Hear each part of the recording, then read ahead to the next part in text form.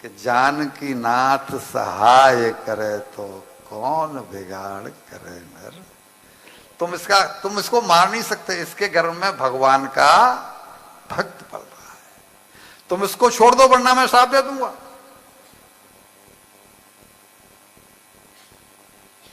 तुम्हारी हिम्मत नहीं इसको। तो उसने कयाधु को छोड़ दिया। अब राज्य को तो पूरे को नष्ट कर दिया उसने, इन देवता लोगों ने, क्योंकि वो था नहीं वहां पर। जब वो वापस लौट गए तो नारद जी से ये कयाधु बोले कि भगवान मेरा क्या होगा, अब मैं कहां जाऊं। राज्य तो उसने नष्ट कर दिया सब देवताओं ने। तब इन्होंने कहा कि तुम मेरे साथ चलो। नारद जी इसको अपने आश्रम में लेकर के गए। कयाधु यानी प्रहलाद जी की मां। वहां नारद जी जो उपदेश देते थे, मैं अब दूसरी बात बहुओं को दूसरी बात, बेटियों को दूसरी बात आना जाता हूं।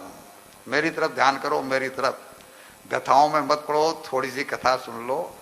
ये घर गृहस्थी की कथा है। ये कोई न कोई क्लू मिल गया तो जीवन में कभी काम आएगा। आप अपनी बहू को, अपनी बेटी को, अपनी पौत्र वधू को, पौत्र बहू को किसी को बता सकोगी बेटा ये ऐसा होता है। नारद जी वहां उपदेश करते। नारद जी तो अपनी श्वासों को बर्बाद करते नहीं। तो जब कयाधु को सामने बिठा लेते अपने आश्रम में, और प्रहलाद जी उसके पेट में हैं, तो उनकी दृष्टि रहती थी कयाधु के पेट पर। क्यों क्यों मीनू?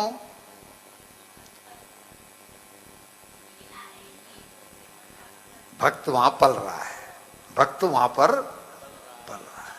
तो जो उपदेश देते थे, दृष्टि रहती थी पेट पर। सुन तो कयाधु भी रही है, लेकिन कयाधु सुन रही है केवल समय पास करने के लिए।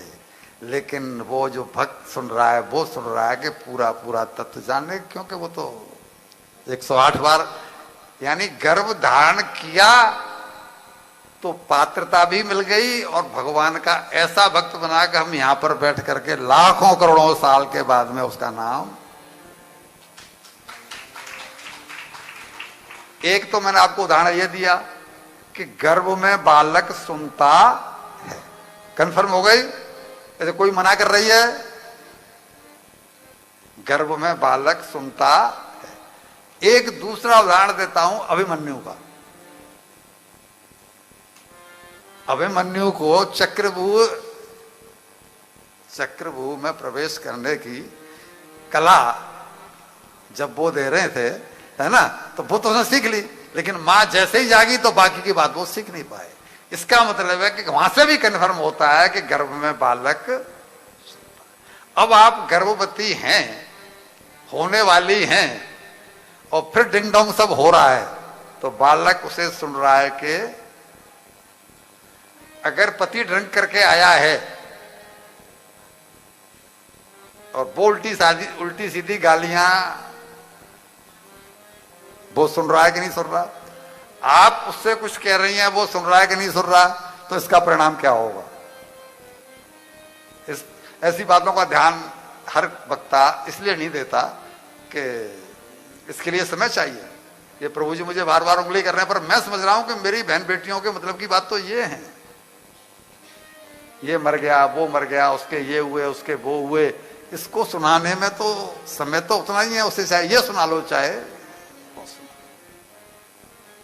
तो जब 10,000 वर्ष पूरे हुए उधर, तो नारद जी ब्रह्मा जी पहुंचे हिरण्यकश्यप के पास और बोले बेटा तेरी तपस्या पूर्ण हो गई है, अब तुम वरदान मांगो, तुम्हें जो चाहिए वो वरदान मैं तुम्हें देता हूं। तब इसने मांगा है क्या दिखाते हुए? चतुराई।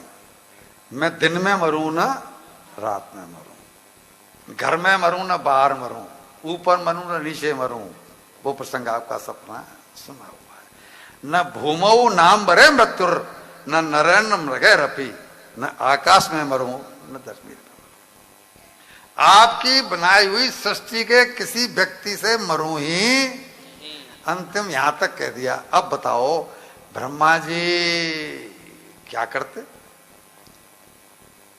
फिर क्या नान खींच रहा हूं, पात्रता प्राप्त कर ली तो ब्रह्मा जी मजबूर ये नहीं कह पा रहे हैं कि मैं तुम्हें ये वरदान, इसने पहले कहा कि मैं अमर हो जाऊं, बोला अमर तो नहीं हो सकता कोई भी, अमर तो मैं भी नहीं हूं, जब मैं नहीं हूं अमर तो तू कहां से हो जाएगा, तो वो तो नहीं हो सकता, तो बोला वो नहीं हो सकता, तब इसने ये सब वरदान मांगे हैं, तब ये वरदान मांगे हैं। तो अब ये जाकर के वहां से वरदान जब इसको मिल गए, ब्रह्मा जी का कहना क्या है कि मैं तो उनका मुनीम हूं, किनका, भगवान का, उन्होंने मुझे वरदान दिया हुआ है कि तुम षष्ठी करो, ये करो, कोई तपस्या करता है तो प्रार्थना करो, इसने तपस्या की, मैं इसको उसका फल दे रहा हूं, आगे का काम भगवान जाने, जो भगवान की इच्छा हो सो कर। ये करके ये वरदान देके चले आए और फिर इसने जो आतंक मचाया है वो तो सब पता ही है, आगे कथा।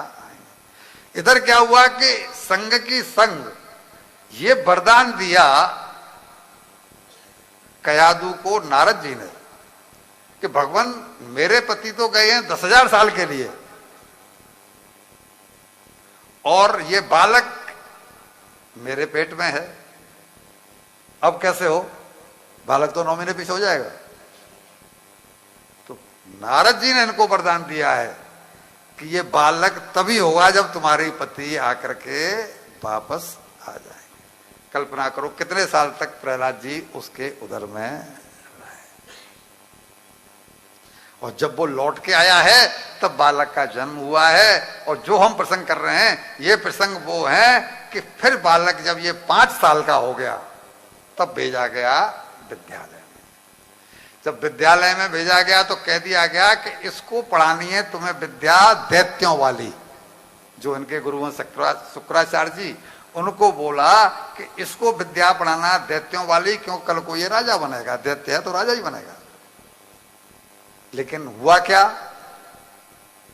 वो सुना तो रहे वही, पढ़ा तो रहे वही, लेकिन बालक प्रहलाद वो विद्या नहीं पढ़ रहा। क्यों कि वो तो पढ़ा लिखा पहले से, वो तो नारद जी के द्वारा पढ़ाया आया है। तो एक दिन हिरण्यकश्यपु ने बड़े प्रेम से अपने लाड़ले लाल को, 5 साल का बालक है, अपनी गोदी में बिठाया और गोदी में बिठा करके पूछा कि बेटा तुम स्कूल जाते हो तो वहां तुम्हें क्या अच्छा लगता है, तुमने वहां पर क्या पढ़ा। तो इन्होंने ये नहीं कहा कि ट्विंकल ट्विंकल लिटिल स्टार, इन्होंने कहा कि मेरी दृष्टि में तो पिताजी जो मैंने पढ़ा है वो ये है, बाकी गुरुजी ने क्या पढ़ाया है